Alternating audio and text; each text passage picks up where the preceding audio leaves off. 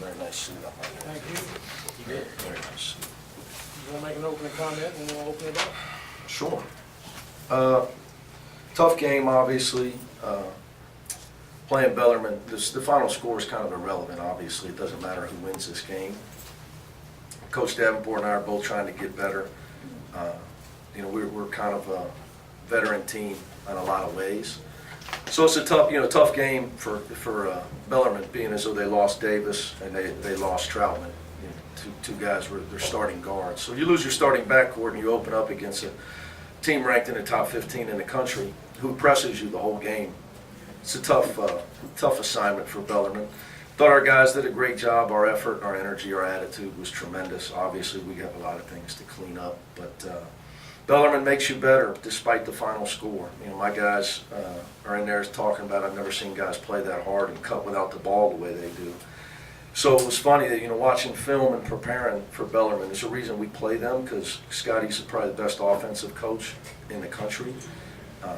It made us better, because once we started watching Bellarmine's film, our guys started passing the ball the way Bellarmine passes the ball, and then tonight we did. So our defense obviously was suffocating, but we shot 54% because we had 19 assists. So we got a lot of contributions. Obviously, I think we got 6 guys in double figures. So we got a deep team. We got a chance this year. We got great leadership, but we're just appreciative that everybody involved, Freedom Hall, Bellarmine, the NCAA gave us the waivers. It was just a great event tonight. Very, very neat to be here again. So you talked about how well they passed the ball. You alluded to it now. You Yeah. felt you did. We haven't passed the ball well all preseason until we started watching Bellarmine film about 4 days ago. And I told our guys, this is the best offensive team in the country. I mean, they led the world in field goal percentage. At Division I, II, III, NAI, NBA, Europe, led the world because of the way they pass and move. They also move without the ball too. So for you to hold them to 39.6%. Yeah, it's tough, but they, obviously we're more athletic, so it's hard for them to make shots playing at a speed. We were able to speed them up. They struggled with they got knocked out in the Final Four last year to a team that kind of plays the way we're trying to play right now. I'll tell you, was really a good thing for us was we got in foul trouble. We're a team that doesn't foul a lot for people that haven't seen us, but we're going to foul more this year because of the pressing. But we've got to learn to press without fouling. You're going to get some, but I thought they cut so hard that you're late helping, and they put fouls on you. So you got to give them credit for a lot of that. They're hard to deal with the way they move without the ball. But our passing was tremendous. Nigel Brooks looks like a different player. Obviously he's playing against a guy 4 inches shorter than him. So, not Nasir, I told you though, well, that's right, you were on. Hillcrest. Yeah. Where were you at again? Notre Dame. Yeah, you were at the Notre Dame football game, and we had a scrimmage. I said to the press that Nasir Brooks is our most improved player. Now, he's still dealing with a sore ankle a little bit, but he's definitely our most improved player. Darren Savino's done a great job working with him. Did a great job finding him. He was not a top 300 player. There was no recruiting really because nobody else, it was us and LaSalle was a local Philadelphia school. So I'm blessed with a great staff. Darren's done a great job with him. What's your thoughts on Ellie Sosemi tonight? Say his last name 10 times fast. Sosemi. Ellie, we knew, again, Larry Davis found another guy that wasn't ranked in the top 500.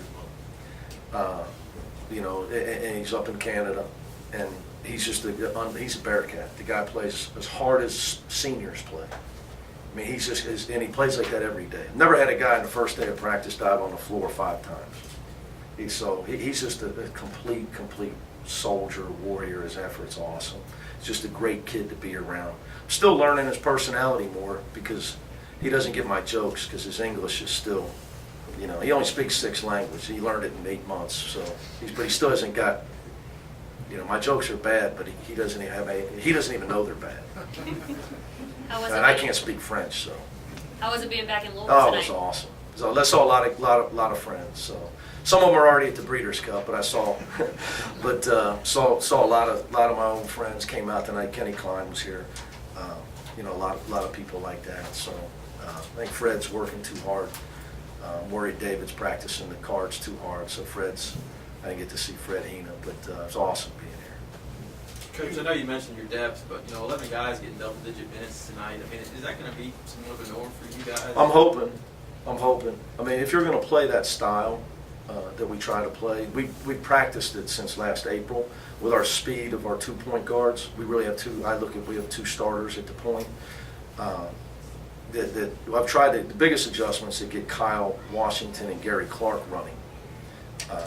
Because they're not used to it. So the guys off the bench are all, I mean, it's easy for like Trey Scott and those guys. I mean, they can run all day. So I think that's a big adjustment. But you really don't know how deep you are until you play somebody that is good enough talent-wise to beat you. So we're going to get plenty of that early if you've seen our schedule. So, whether it happens, it's going to happen at some point. In December, we play UCLA, or we play Xavier, Florida, Mississippi State, UCLA in a row. And then, we go to a tournament in November as well. Did you see the preseason poll today? Any Which thoughts? one? AKP. No. Where are we at? 12th. That's great. It doesn't matter. All that matters is what the committee thinks on Selection Sunday. That's really, everything else doesn't matter.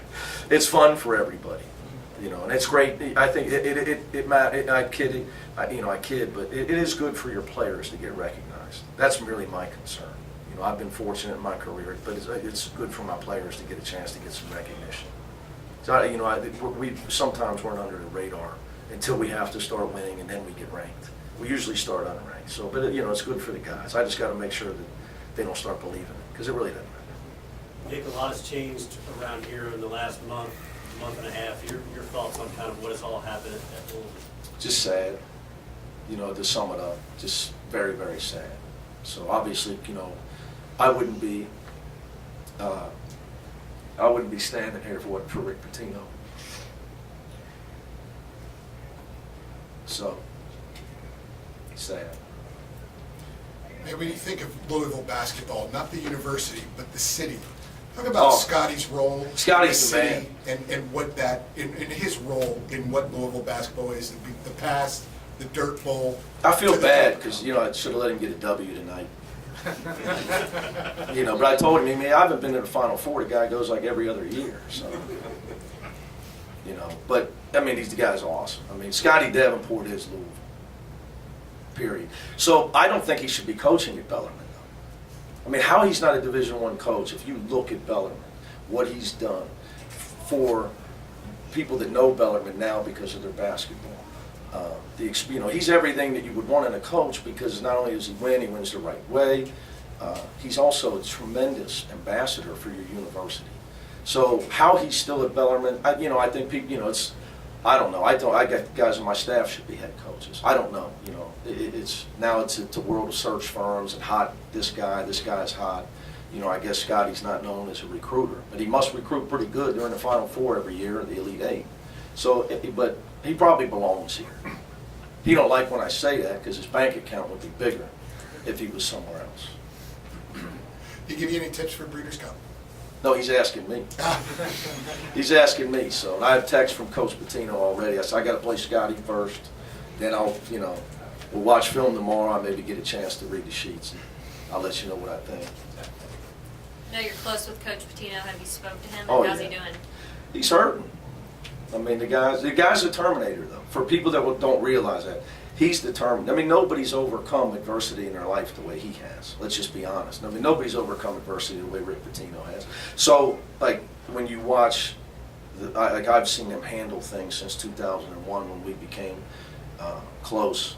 It's just amazing how he handles things that have gone on and around with his family or professionally. So he'll be okay. I can tell you that I can tell everybody this. He is upset for 2 reasons. He's not coaching his team. That kills him. But he loves Louisville.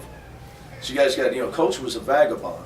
And then he planted his flag here, and this was going to be his legacy. So I'm telling you, he wanted to leave here with whenever he left here, he wanted everything to be perfect, even better.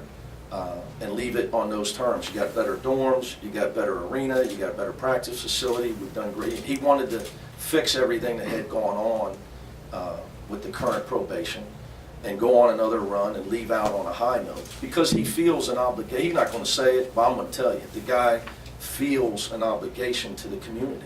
He loves the community. The community's given him a home that he really never had. I mean, he moved Billy Minardi's family here. I mean, this is his home. So for him, that would be the second thing. That he cares. He loves the city. So that's a hard one. I think like when you see him and you saw him in that interview, that's the facts. It just is. And it's just hard for me to see him that way. Thanks, guys. Thanks, Coach.